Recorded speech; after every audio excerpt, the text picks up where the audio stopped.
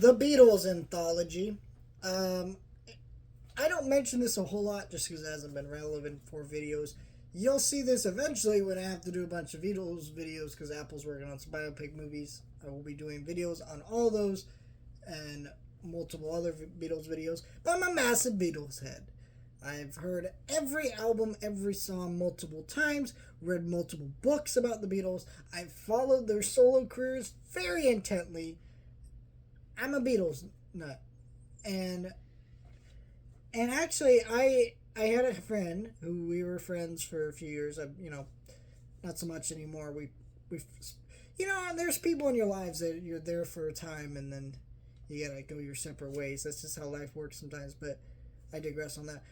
But we went our separate ways. But back in high school when we hung out, I got him into the Beatles. This guy was adamantly no. I don't like the Beatles. I don't get it. Because when you listen to the Beatles, like, at first you're like, I want to hold your hand. She loves you. Fuck that shit. And then when you really listen to Beatles and you hear, like, Let It Be, Yesterday, Eleanor Rigby, all these different things. The Beatles were not just one thing, and it's really hard to encapsulate that if you don't really listen and pay attention to any of it or have people show you. And that's why I think the Beatles Anthology is such a great documentary series. This is a 25-year-old documentary that has been remastered and put on Disney Plus. But it is not just a remaster and cleanup of the documentary.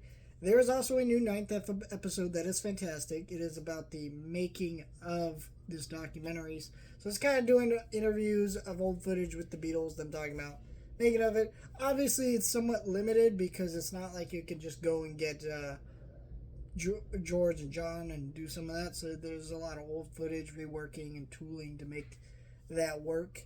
So just because that, it is kind of one of the worst episodes of the documentary.